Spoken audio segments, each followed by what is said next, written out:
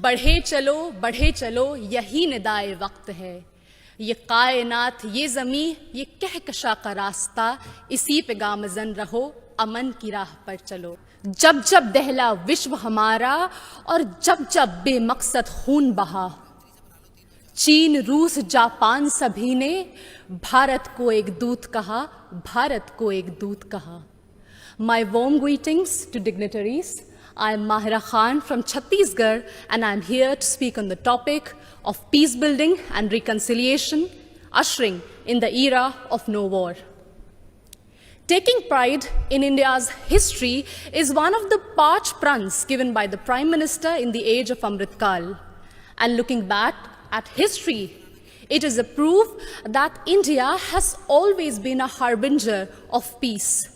No war does not mean that we have no reason to fight war. It only means that we give importance to peace by following values of compassion and forgiveness.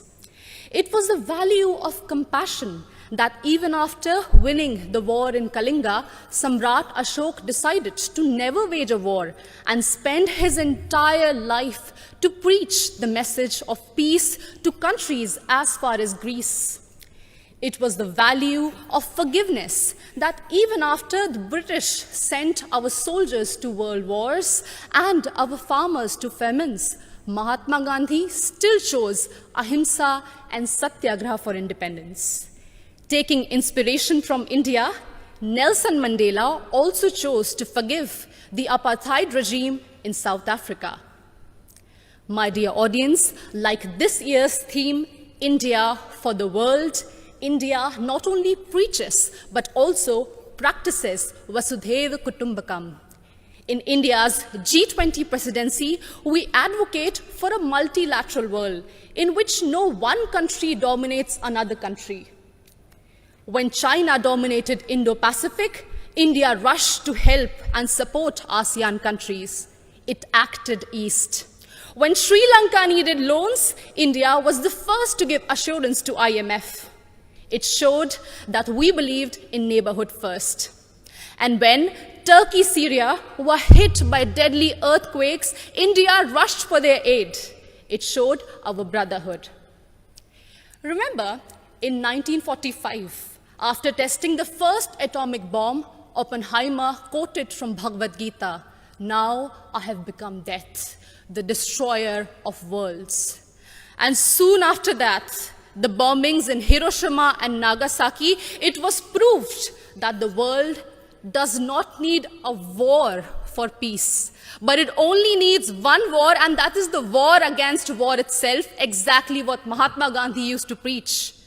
हमें युद्ध के खिलाफ एक वास्तविक युद्ध की जरूरत है. And that's why all of us need to unite for one single cause, our planet Earth.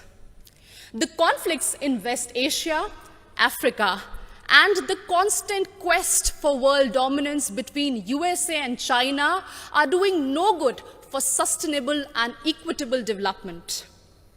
And this is worse even in the post-COVID era, something which we cannot afford. And in this circumstance, the world looks at India to find peaceful negotiation and conciliation in the midst of Russian-Ukraine war. As the voice of Global South, we believe that few rich countries which have caused maximum war and pollution in the last century should pay for their mistakes by helping and not holding back technologies from poor countries. I understand that we might be divided by borders, but we believe that our culture, sports, and ideas could unite us. And in this condition, the world looks at International Solar Alliance for an equitable solution to green energy transition. Our jawar, bajra, and ragi are being celebrated as superfoods in the world today. And the world looks at Ayush for a healthy lifestyle.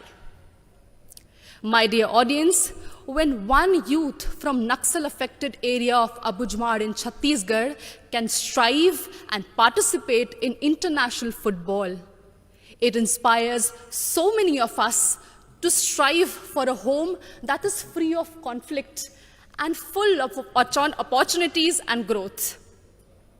In us, in each of us, lies immense ability to solve any internal or external conflicts through peace, passion, and compassion. बढ़े चलो यही निदाए वक्त है, ये कायनात ये ज़मी ये कहकशा का रास्ता, इसी पे गामज़न रहो, अमन की राह पर चलो. Thank you so much.